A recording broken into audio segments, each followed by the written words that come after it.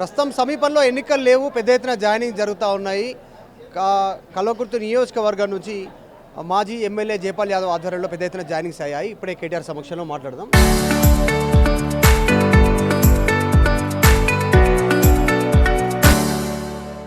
సమీపంలో ఎన్నికలు లేవు, ఆల్రెడీ ఎలక్షన్స్ అయిపోయినాయి, సర్పంచ్ ఎన్నికలు అయిపోయినాయి.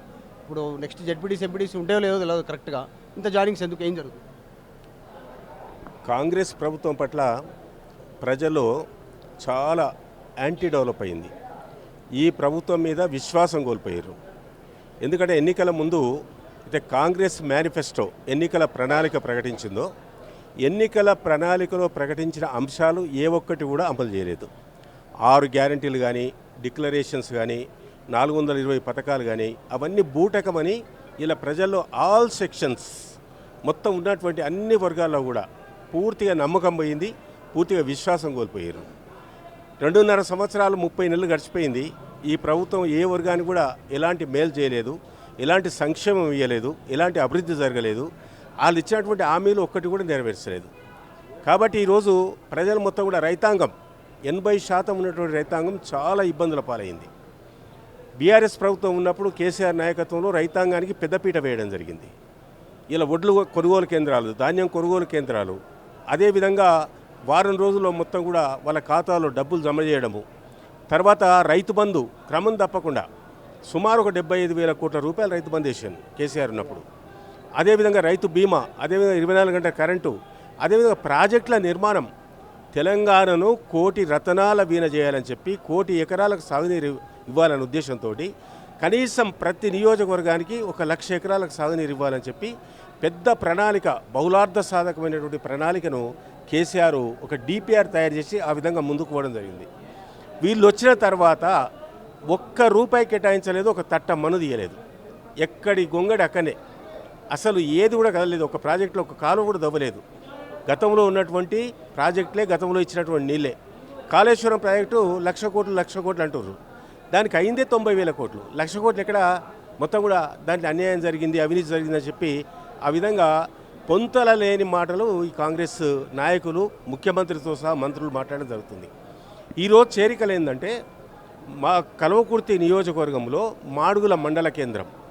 ఈ మాడుగుల మండల కేంద్రం అనేది స్వర్గీయ జైపాల్ రెడ్డి గారి స్వగ్రామము, ఆయన సొంత మండలం, అదే గ్రామం.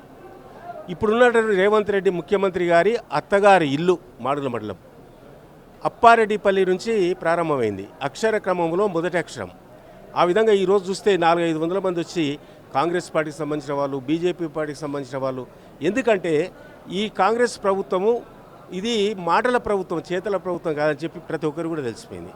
కాబట్టి కోకొల్లలుగా ఇలా మూకుమ్మడిగా ఒక ఉప్పెన మాదిరిగా ఇలా కాంగ్రెస్కు, బీజేపీకి మొత్తం కూడా రాజీనామాలు చేసి పార్టీని వదిలిపెట్టి ఈరోజు బీఆర్ఎస్ పార్టీలో చేరుతున్నారంటే ఈ తెలంగాణ రాష్ట్రంలో గొప్ప మార్పు వచ్చిందని మనం భావించవచ్చు. ఆ విధంగా ఈరోజు మా కల్వకుర్తి నుంచి ప్రారంభమైంది, మాడుగు నుంచి ప్రారంభమైంది.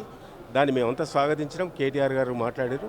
ఆ విధంగా భవిష్యత్తులో కూడా ఇంకా రేపు సభ్యత్వం ప్రారంభమైన తర్వాత, కమిటీలు వేసిన తర్వాత, కార్యక్రమం తీసుకున్న తర్వాత ఈ కాంగ్రెస్ వైఫల్యాల మీద మేము ఒక నిర్దిష్టమైనటువంటి కార్యక్రమం తీసుకొని ఒక ప్రణాళికాబద్ధంగా ముందుకు వెళ్ళిన తర్వాత రైతాంగానికి పడుతున్నటువంటి అవస్థలు, ఇలా ధాన్యం కొనుగోలు, ఆ విధంగా దానిపైన తీసుకున్న తర్వాత ఇంకా ఊహించని రీతిలో బీఆర్ఎస్ పార్టీకి ప్రజల మద్దతు, అన్ని వర్గాల ప్రజల మద్దతు, అన్ని సెక్షన్స్ అందరూ కూడా ఈరోజు చదువుకున్నటువంటి విద్యావంతులు, మేధావులు, ఉద్యోగస్తులు, ఆర్టీసీతో సహా మొత్తం కూడా అంగన్వాడీ మొదలుకుంటే ఈరోజు గ్రామస్థాయి నుంచి కూడా పెనుమార్పు వచ్చేసింది.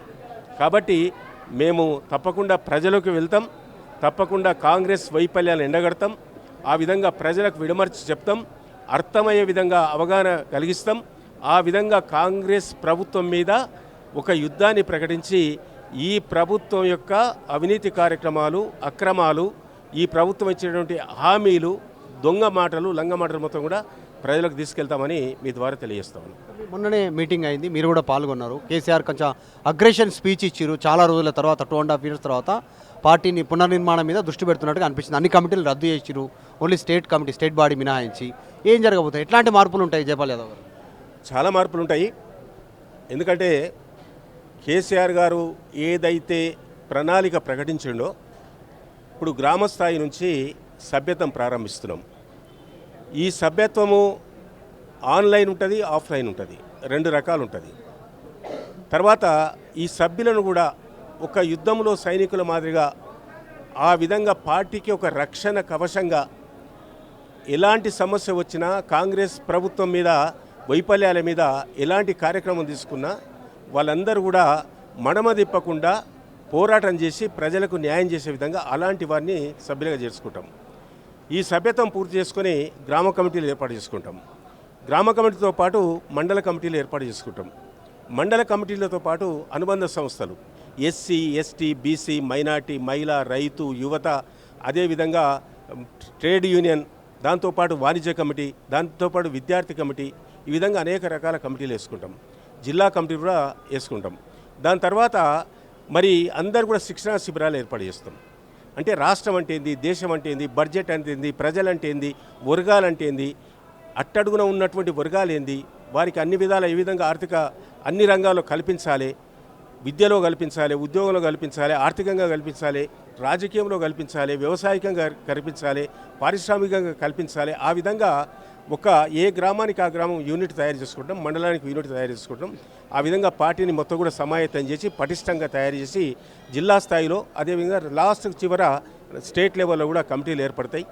ఆ విధంగా ఆ కమిటీలు క్రమం తప్పకుండా ఎప్పుడు కూడా నిరంతరం పనిచేసి ప్రజల సమస్యలు పట్టించుకొని ఆ విధంగా ప్రజలకు న్యాయం చేసే విధంగా ఈ ప్రభుత్వం యొక్క ఫలాలు అందరికీ అందే విధంగా మేము తప్పకుండా ప్రయత్నిస్తాం. ఒకటి, మీరు కేసీఆర్తో మొదటి నుంచి ట్రావెల్ చేస్తారు, పార్టీ మొదటి నుంచి, గతంలో తర్వాత పార్టీ ఉద్యమం నుంచి ఇప్పటిదాకా ట్రావెల్ చేస్తారు. మీరు దగ్గర నుంచి చూసారు కేసీఆర్ని. కవిత టీఆర్ఎస్ పేరుతో, గతంలో మీ పార్టీ టీఆర్ఎస్ పేరు, అదే పార్టీతో ఆమె పార్టీ అనౌన్స్మెంట్ చేసింది. దానిపైన ఏం చెప్తారు? అది స్టేట్ పార్టీ చూసుకుంటుంది. కేసీఆర్ చూసుకుంటాడు, కేటీఆర్ చూసుకుంటాడు, హరీష్ రావు స్టేట్ పార్టీ ఉంది కాబట్టి స్టేట్ పార్టీ చూసుకుంటుంది.